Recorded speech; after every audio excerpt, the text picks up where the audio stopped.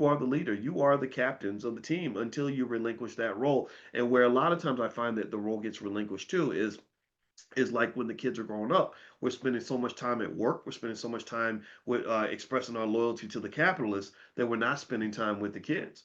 So when you're not spending time with your kids, they're going to go off into the world and be influenced by the world. And you may not even know them anymore because you're so busy at the job that you don't even have time to sit down and talk to them and go through experiences with them and maintain the connection that's going to be so important later on in life. I was forced to be very close to my brother because my mother made me babysit him when I was 13. I didn't like it. I used to change his diapers and all that, and I'd have him all day long, and it was really hard for a 13-year-old to do that. But the best benefit of that was that me and my brother were just attached at the hip. To this day, we're attached at the hip. To this day, I talk to my brothers probably 5 times a week. we we do business together. We talk about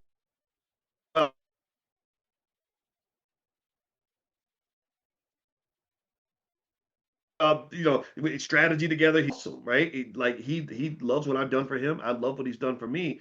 And that closeness started when we were little because our parents created the framework to make that happen.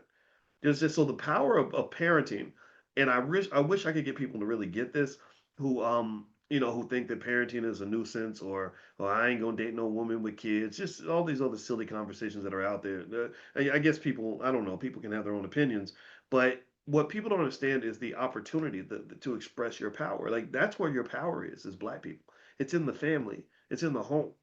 And it may not be out here. It's not in that white man's business. That's his company. He ain't gonna let you come up in there and really have no real power for real. He's just not. Why would he?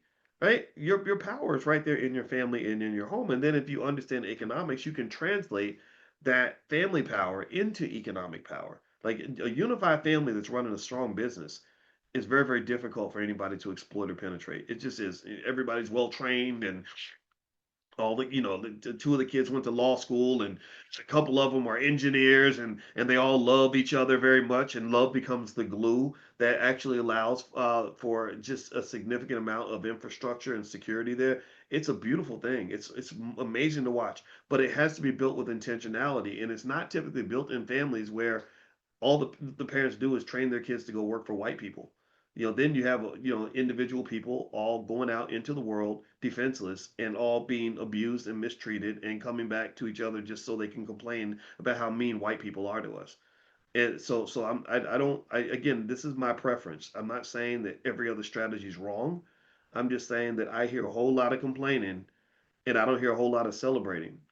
And to me, when you hear a whole lot of complaining and no celebrating, that means you need solutions.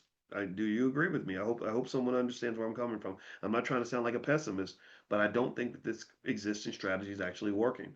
All right. So anyway, let's look at a couple things. So the Good Times video is there if you want to watch it. My Instagram is Dr. Boyce Finance. Feel free to go there.